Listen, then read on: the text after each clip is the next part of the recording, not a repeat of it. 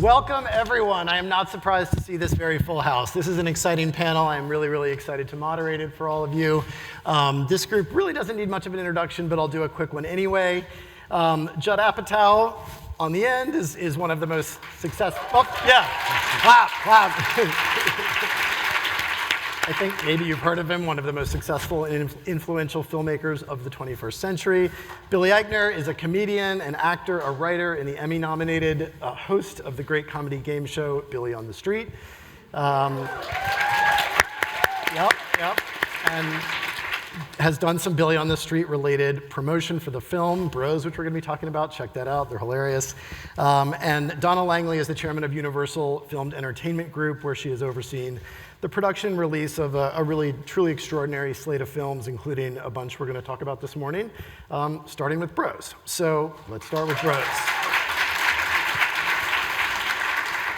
So Billy, you've been working on Bros, a romantic comedy about two perpetually single gay men falling in love for about 5 years.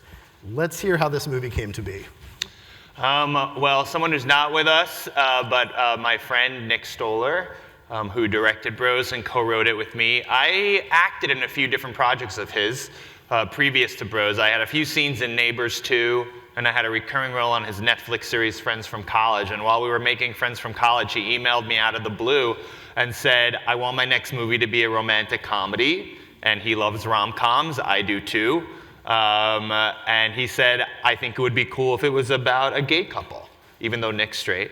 He said, I would love to write it with you, and maybe you'll star in it, and I'll direct it, and that was the beginning of it. So it started with a straight man, for better or worse. Yes, but I made it very gay after that. I really ran with it.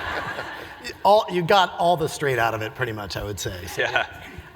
Okay, so we have a clip of this movie, which I'm really excited to share with you. It's an exclusive clip that we have special for the festival. Can we play that, please?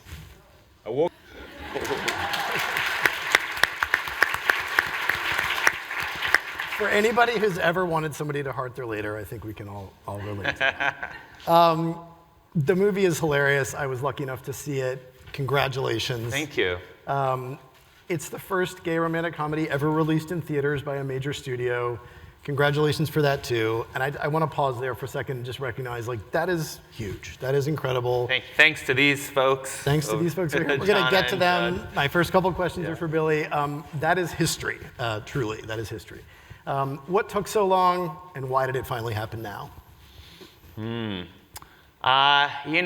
Hollywood is an interesting place.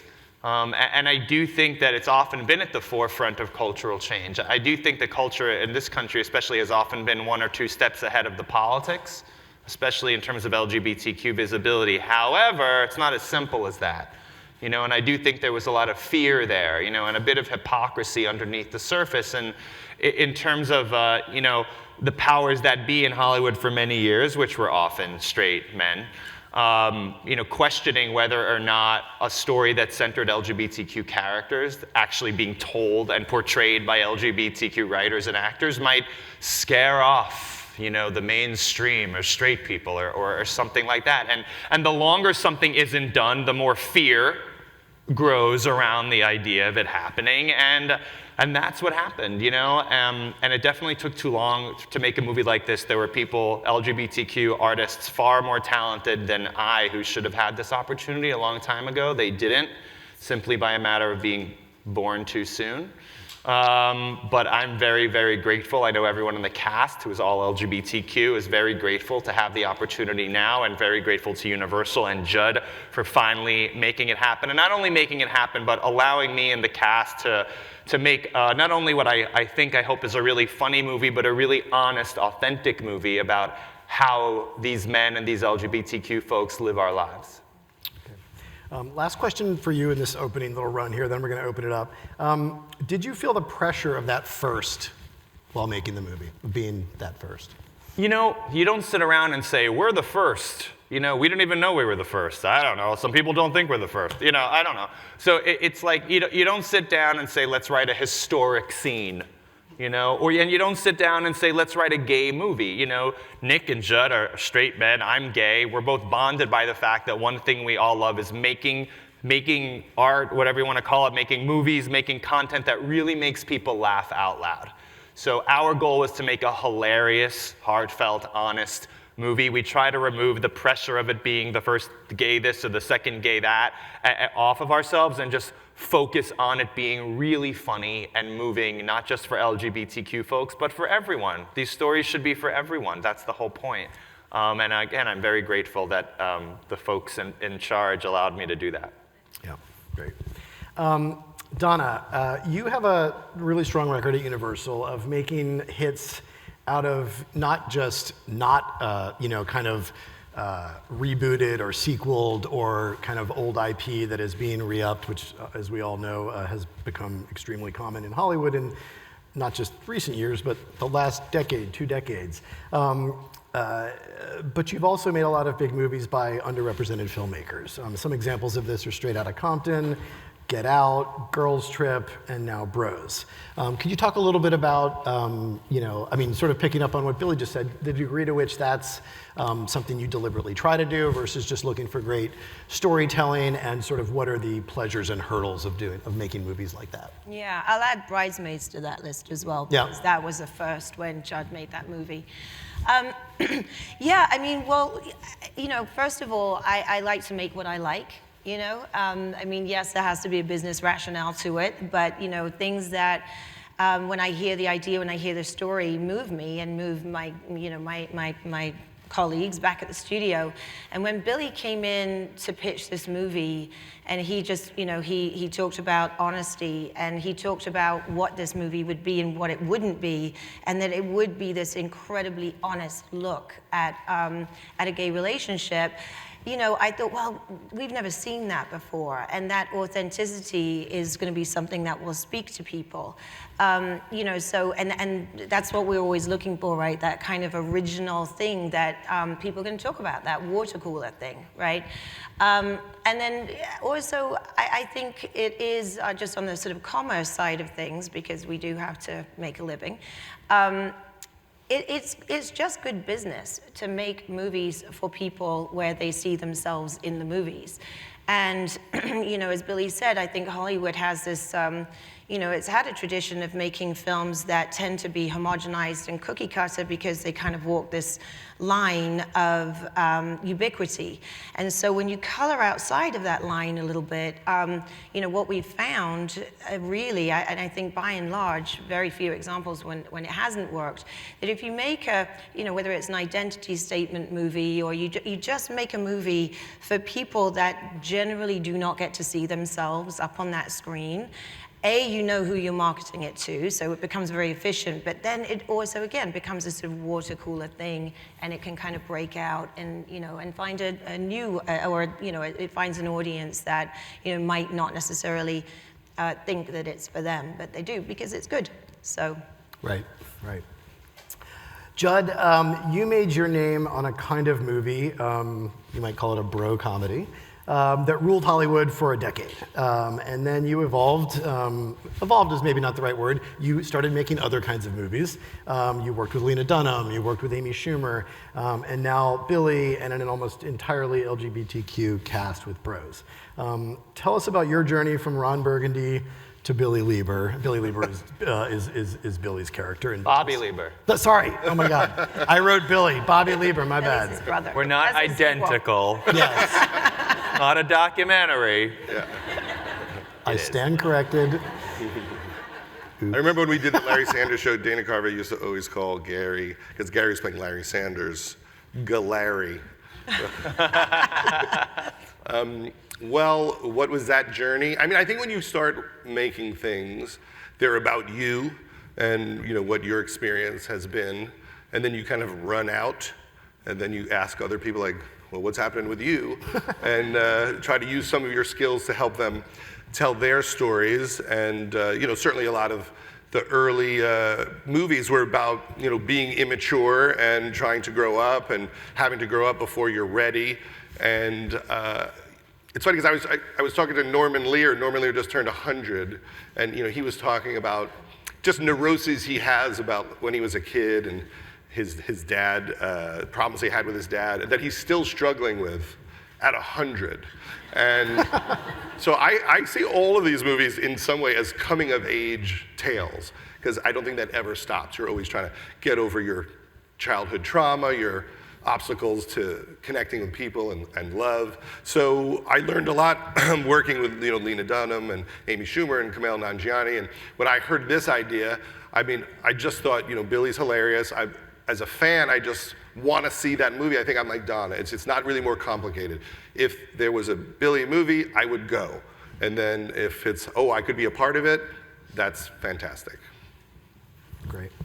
How much do you, I mean, your role in these movies ranges from writer, earlier in your career, still now, but especially early on in your career when you were writing a lot of movies, director, executive producer. So your creative input varies quite a bit in the different projects that you work on. There is a common thread in most, if not all, Judd Apatow films, which is that sort of ultimately it's about two people finding each other and like sort of dealing with the struggles of being together. Is that a note that you find yourself having to give a lot to directors and other creators when you're working with them, especially if you're not the director or the writer of the film, and how does that sort of play out? I think a lot of it just came from Gary Shandling. When I worked with him, he just thought you just got to dig deep into your personal stuff. And I like working with actors and actresses who want to write the movie also. I just think that movies are better when you could tell that they're not a product, that this is so important to Billy. He wants to tell the story, and you could feel that care in the movie. And for me, I just think life is really hard, and we're all stumbling through, and when things go wrong, it's funny, and we always root for other people to figure their shit out, and so that's what I try to encourage people to do. Stories of, what would it take for me to learn the lesson that would make me healthier or happier? Billy, Bros is obviously a very original piece of work, to state the obvious, but it's obviously made by people, you, Nick Stoller, other people that were involved who have seen lots of Judd Apatow movies and lots of rom-coms. Were there particular movies that you were especially inspired by when making Bros?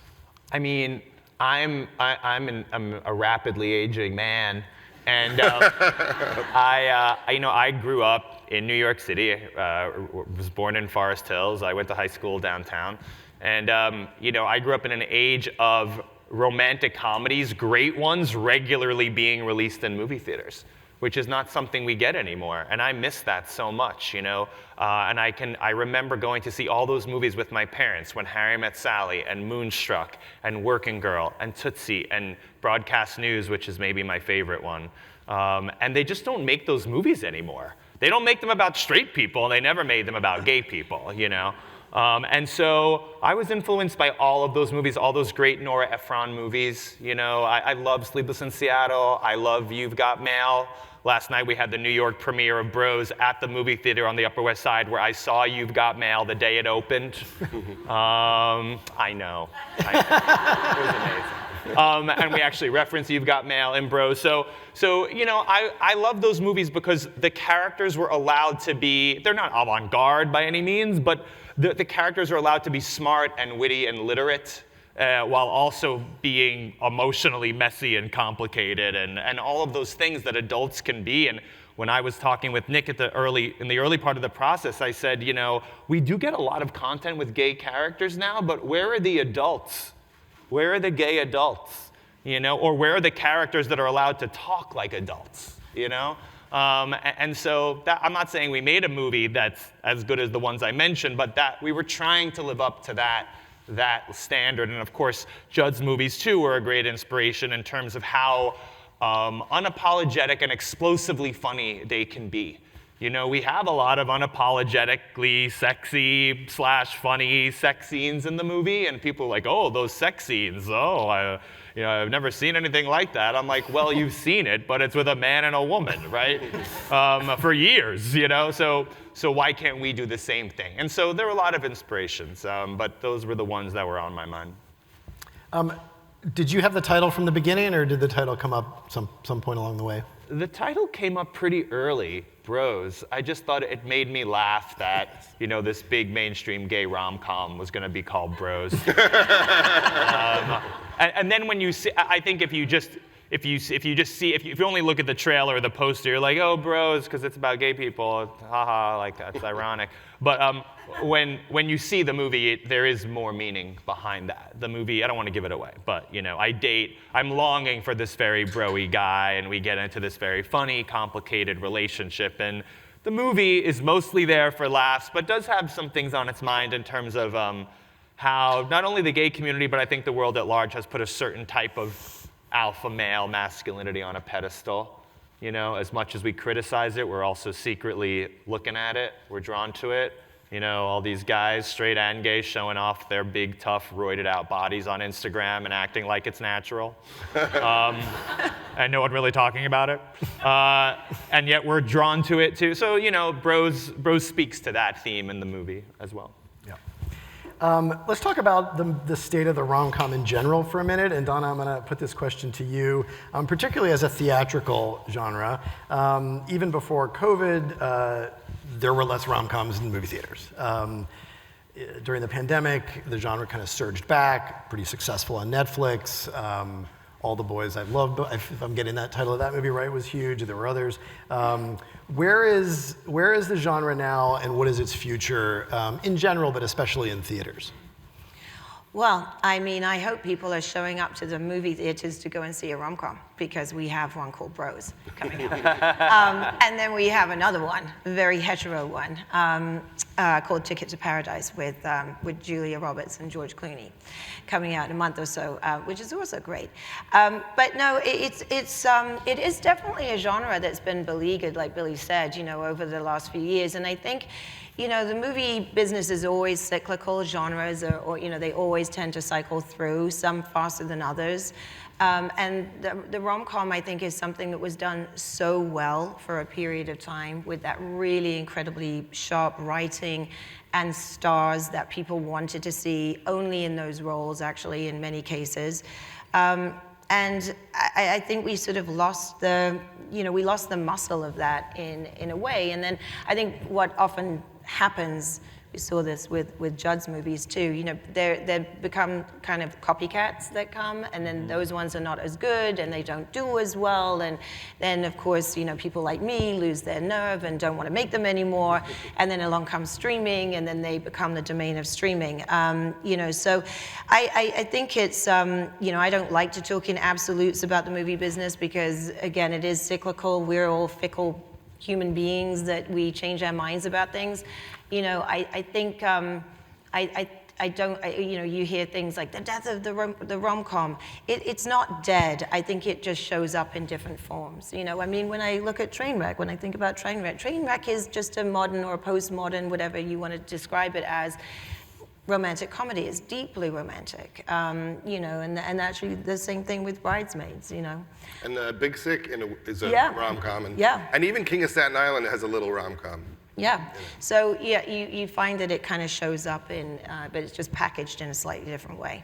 But I'll also say, rom-coms sort of culturally don't get a lot of respect, but what movies are we actually watching over and over and over again throughout our lives? Like, Brokeback Mountain is a masterpiece. I've seen it once. Pretty Woman, I've seen 50 times. Okay? And I know I speak for many of you, all right? I can tell you every line of You've Got Mail, all right? I don't remember that Gary Oldman, Winston Churchill movie. So these are the movies that we love, and even I forgot until we started to do these early screenings of Bros, and which we've done now for months. And I swear I'm not saying this just to shamelessly plug my movie. It is so much fun to sit in a movie theater with hundreds of other people, friends, strangers, by yourself, on a date, whatever it is, and laugh with other people. Like, it is a fun, joyful, feel-good experience that you don't get at a 4-hour gritty version of Batman, as wonderful as that is. And it's an experience that we haven't gotten in a long time, because they don't release these movies in movie theaters anymore. And there's many comedies that are great on streaming, and you watch them at home, and that's lovely. But there really is something special and comforting and joyful about watching it in a theater with lots of other people. You feel like you're at a concert or something, and I'm so excited that Bros is hopefully going to bring that experience back. Yeah, absolutely. And you know, the other thing that I'll just add on the rom-com thing as far as the rewatchability is that the beauty of those movies, when they do come out of the theaters, which hopefully they'll be in for a long time, and come onto our streaming services, you can jump in at any time and watch this 15 minutes and you remember it really well. And it's almost, if you've seen it before, just as satisfying to watch that part that you love and then come back to it. So yeah. Rose needs to be watched from the beginning every single Yeah, except Rose, sorry. Okay, so let's talk for a moment about the industry in general. This is a business conference as well as an entertainment festival. So just staying on theaters for a second. You know, Top Gun and Minions were huge films that came out in the summer, and tons of people saw them. Minions had that sort of organically the gentleman phenomenon that helped as well. Then it fell off a little bit. The year still looks like it's probably going to be down, you know, not surprisingly, given that we're still coming out of the pandemic. But Judd, let me start with you on this. I mean, you straddle the creative side of the business and the business side of the business. You know, it could be that we're heading back, God willing, to a world where everybody's just as happy and to go to theaters and goes as often as they did before. But because of all the innovation that's happened during the pandemic with release windows and movies that are in theaters for short amounts of time before going to streaming, maybe that isn't the case. Anyway, what are your predictions? And let's start with you, Judd. What do you see happening this fall and in 2023, just kind of industry-wide as far as like people, the habits that have been changed during the pandemic and how that might evolve into the near future? I mean, you know, for me, I just think if there's a good movie, people will go, and that's as far as I take it. You know, I think that most movies are not good.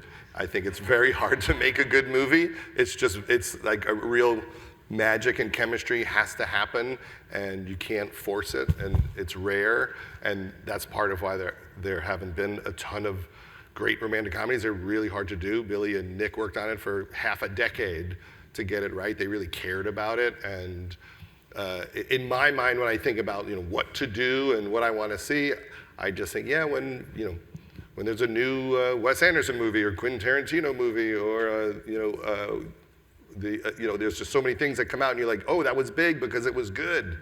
You know, for comedy, I always think I don't know the amazing comedy that bombed. If someone made Something About Mary today, it would be gigantic. They're just very hard to do. So. Hopefully young people are having great experiences in the theater, and then they just want to go more, and it's more fun than video games or staying at home watching streaming. I mean, when I was a kid, I went to the movies every weekend. And I was proud of opening the paper and going, I've seen literally every single movie that's out, and you want, you know, young people to want to have that experience. Donna, as I mentioned, lots of innovation during the pandemic around in distribution windows and things like that. What are the things that you learned during the last couple years that you found kind of most valuable, most surprising, maybe most lasting going forward as a studio executive?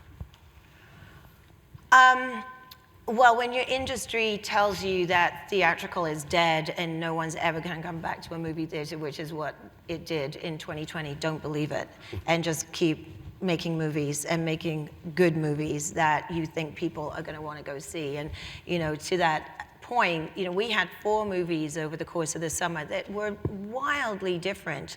You know, Minions, as you mentioned, Jurassic World, and then Nope, which is Jordan Peele's movie, and Black Phone, directed by Scott Derrickson, which is a horror movie. It was a really good horror movie. And they all did brilliantly. They all did box office, you know, bonanzas, and we did great with them.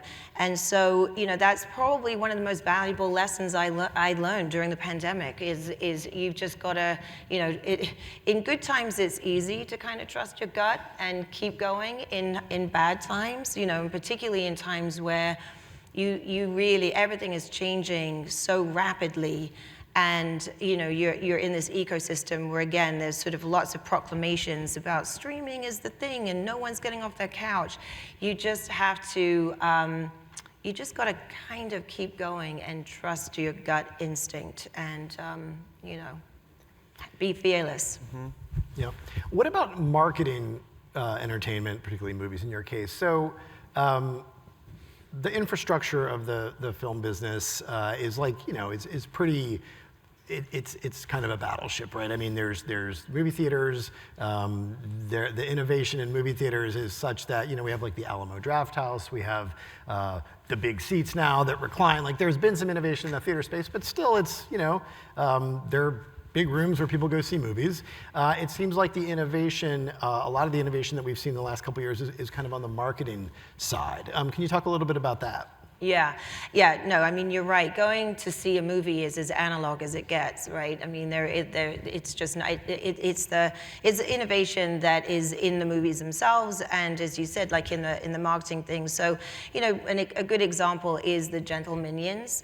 We're always trying with the Illumination animation movies to make them appeal to people of all ages. They're not like kiddie movies. It's subversive humor and things like that. So anyway, we could not have marketed that. Like we couldn't have engineered it. It was really organic, and it wouldn't have happened were it not for TikTok and the ubiquity of that and the rate of the way that the algorithm works and the way that people can sort of pick up on that and things just become popular. But that was really as a result of us doing something for the movie pretty innovative. We went to a video director with a song that is not in the movie. The video has nothing to do with the movie. I mean, it has some minions and stuff in it, and it is Lyrical Lemonade, which some of you guys may have heard of. And he did this video, and we kind of just put it out there, and it was well in advance of the movie coming out. And it just sort of seeped into the zeitgeist of this sort of age range. And then I think it was in Australia where the Gentle Minions actually happened. It was a bunch of kids who were already dressed in a suit. And because of this sort of video and the song and then it sort of ended up tapping into a kind of an emotional core for them. These are kids who have grown up with Minions, with Despicable Me. The franchise is 11 years old, so they kind of had it their whole life, and they just thought, well, you know what? Now we don't have to have our mom drive us to the mall to go see the movie. We can actually take ourselves. So things like that. I mean, again, we couldn't have engineered it from a marketing standpoint, but when we're speaking to our consumer. We're not doing it directly in the way that a streamer can do. So we have to. Our job is to create things that are very sticky within the first 3 seconds, and B, do it in a way that it doesn't feel like. I mean, with traditional marketing, yes, it's all there, TV spots, all of that, but we've got to work in the digital space as well. To just capture people's imaginations and their attention. What did you do? What were your conversations internally when Gentle Minions started to take off? Because that's a tricky spot. You kind of have to decide we either do something or we do nothing, to see how this develops. How did you talk about your marketing folks about that, and how did you approach that? I think we looked at each other and said, do we do something? No. Okay, good. I agree. And then we moved on. It was really that simple. No, you don't. You just leave that alone. The minute that, if we touched it and it felt like a big studio marketing machine was trying to manipulate it, it would have been over. Mm. It belonged to the people, It's funny how fast all of this has changed, because when we did Freaks and Geeks in 1999, Paul Feig really wanted a website, and TV shows didn't even have websites then, and so he set up this website, which if you saw it now, you'd really laugh at how janky it is, and people would use their CD-ROMs to get on it and stuff. And we asked NBC in the ads for Freaks and Geeks, could you just write freaksandgeeks.com at the bottom? And they said no, because they didn't want to compete with it. They didn't want people to know the internet existed. Yes, I started, the first place I showed Billy on the Street videos many years ago was in my live show here in New York at Ars Nova on 54th Street and other theaters. And then YouTube came along about a year later, and I said to my managers at the time, should I be putting these videos on this YouTube thing? And they were like, no, why would you give your stuff away for free? Yeah. Right? That was the thinking, which I agreed with at the time. And then a few years later, I said, no, I should probably put them on YouTube, and I have a career because of it. But it's interesting to think about that now. Yeah. Donna, another one for you that's in the same kind of spirit of, I'm not expecting an answer that's gonna, talk to us about how we're all gonna be watching movies in radically different ways in the immediate future, but on the sort of edges of experimentation in the business, the kinds of things that people are just trying to see how they might work, watching a movie in the metaverse, for example, watching movies in, through goggles or through other ways. What are some of the kind of formatic experimentation that's happening around the edges that excite you and that you think might achieve some kind of mainstream adoption in the near, middle, or distant future? I think, you just said it. And I don't think it's about going and watching a movie inside the metaverse. I don't think that's an interesting use of anybody's time, putting goggles on and sitting for 2 hours and doing that. You may as well go to the movie theater and have Dolby Sound and all the rest of it, or IMAX. But I do think engaging with characters and engaging with storytelling inside of these spaces is really interesting, and we are looking at some things. It really, to us at the moment, and by the way, this was a conversation we had, thinking about Avatar coming out, I think that movie's 15 years old. 3D, all of a sudden, everyone went crazy about 3D. Every movie has to be shot in 3D, and then and then we were like, oh, let's not shoot it in 3D. It's too hard. Let's tack it on and post thing. And then of course nobody watches a movie in 3D anymore. So I think just sort of movies are movies, and I don't say that to sort of not want to innovate and push forward, but the innovation comes, with, again, the content itself, and then, it is about finding ways to, especially with franchises, keep those characters and keep those storylines alive in between. And I do think some of this new technology can lend itself to that. Great, thank you. So bringing it back to Bros here, Billy, you were, having seen the movie, you mentioned this, almost the entire cast, with the exception of Kristen Chenoweth and... They're secret celebrity cameos. Oh, boy. Yeah. Okay. Almost the entire cast are LGBTQ characters. Yeah. That we've talked about. Okay. This is a huge moment for representation. You really were intentional, and obviously it was very, very much purposeful to make sure that this cast represented lots of other queer identities. Talk to us about sort of what's next here, each one of these kinds of films that come out that represent a group that have not had the opportunity to be on the big screen before, inevitably leads to the next. So talk to us a little bit about your thinking about that casting and kind of what your hopes are for, future progress in the future. Yeah. I don't want Rose is not making any statements about only gay actors should play gay, or LGBTQ should play LGBTQ, and straight should only play straight. It's art, right? We don't want any rules about that. The whole beauty of acting, both for the actor and the viewer, is watching someone become someone that they aren't. So I agree with all of that from a creative, artistic standpoint. That said, art, especially major studio films, is not created in a vacuum, right? It's a big business. And, historically speaking, the vast majority of high-profile LGBTQ roles were 95% of the time played by famous straight actors, right? And they would win awards, and they were using the roles to show people their range, and I'm so serious, and I'm straight, but watch me become gay for an hour and a half. Isn't that amazing? And some of those performances are incredible. No one's saying that they're not. It just never worked in the reverse. Right. So for so long, openly LGBTQ people weren't able to play our own iconic roles, and we certainly were never asked 99% of the time to play the high-profile straight roles. So where does that leave you as an LGBTQ actor? They pat you on the back for coming out, and then they don't give you a job.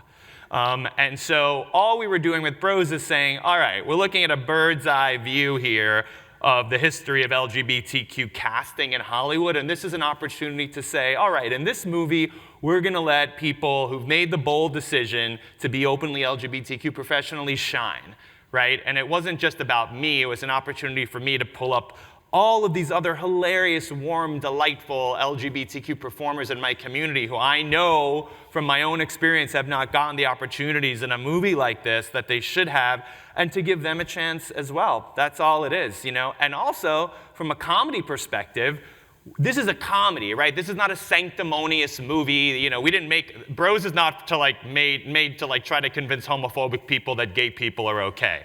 Like, you know, fuck homophobic people. Like, you know, we don't, this is not a movie for them. You know, this is, thank you so much.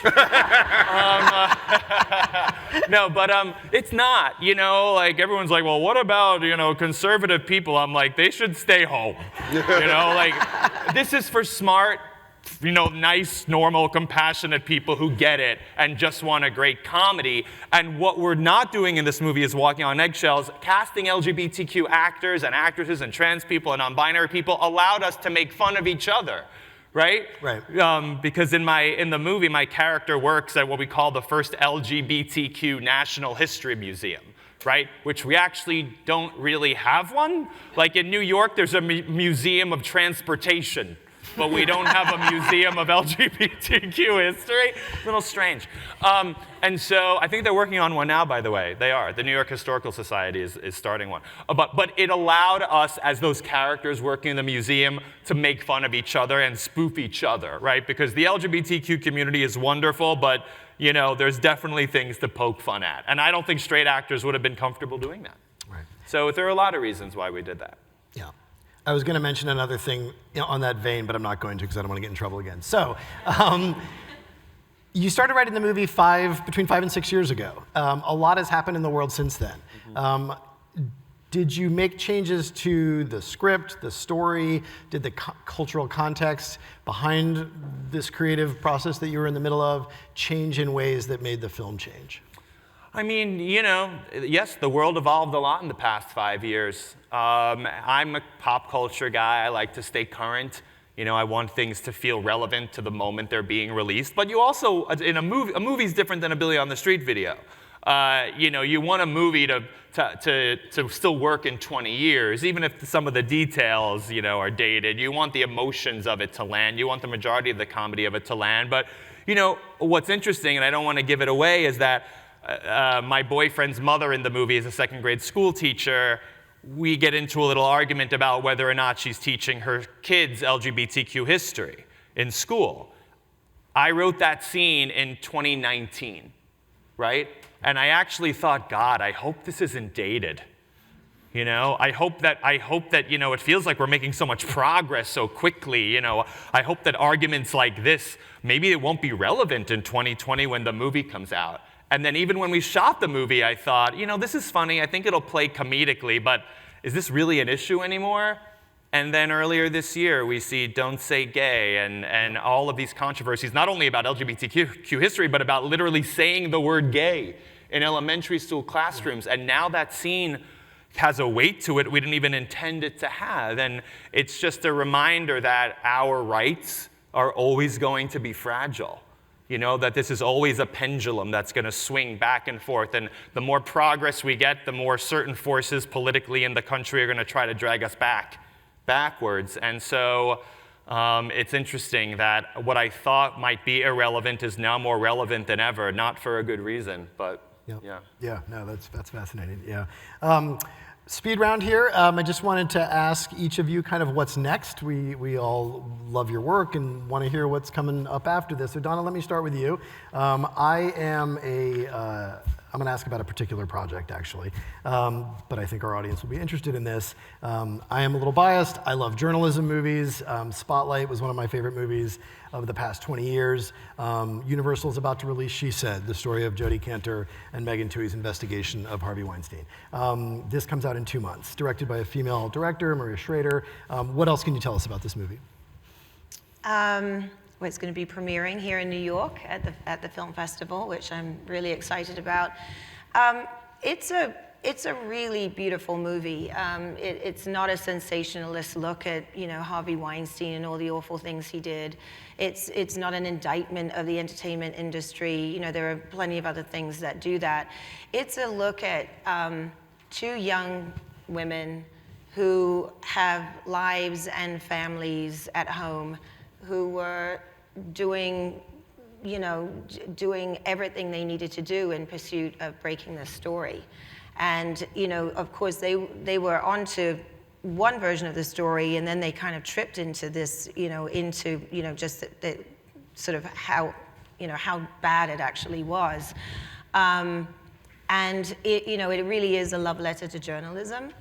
But again, there's sort of, it has a sort of really beautiful humanity to it, because you really do kind of get inside their lives, and you sort of see them on the subway going to work, and so it's as much that as it is the kind of inner workings of the New York Times. We also shot in the New York Times building, which is really obviously iconic and beautiful, and no movie's ever been shot in there before, so that was interesting. But yeah, it's and I think it is, not to be too sanctimonious about it, but I think it's one of those, yes, there's the book, there's the article, of course, that broke the story originally, but, film is indelible, and I think it's one of those films that, whether people want to revisit this time in history or not, I think it's, to what Billy was just saying about rights being fragile, I think it's important, to have films that, that yes, this is a very specific event, but it's also about, it's about all the things that rights that we're seeing potentially being taken away, so I think it's an important film to exist. That has certainly a new salience in light of recent events too, that was unknown at the time it started. So, Judd, what do we have to look forward to from you? We shot a movie this summer with three young men from Saturday Night Live who make the digital shorts called Please Don't Destroy, which will come out this time next year. Great, looking forward to that. And Billy, I hope nothing except a very great fancy vacation, but what do you have coming up? I think I'm done after this. Yeah. When do we get to stop? I did it. I made a movie. That's it. I'm done. No. I have been very focused on this. I'm not a multitasker like some of these guys. Like they're writing 17 movies at once. I don't know. That's hard for me to do. I focus on like every joke. Like very hard. But what am I doing? I'm gonna, well, Bros, one of the wonderful things about it being a major studio film is that it's opening in 3,000 movie theaters. An R-rated, Judd Apatow produced gay rom-com, thanks to Donna and Universal, is opening in 3,000 movie theaters. Wow. Multiplexes all over North America, and then in October, rolls out all over the world, right? Except for those countries where homosexuality is banned.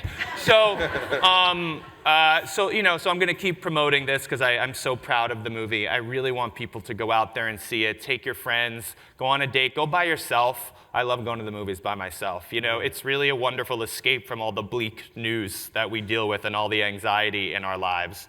And I love making comedies. I'm in the early stages of writing a movie with Paul Rudnick, who is a gay screenwriter that's pretty iconic. He wrote Sister Act and Addams Family Values and In and Out and many wonderful movies and plays, off-Broadway plays that I grew up watching. We're writing a movie called Ex-Husbands, which is like the opposite side of Bros. It's about a big gay divorce. It's like a gay War of the Roses. But funny, funny. But we're in the early stages of that, yeah. Sounds great.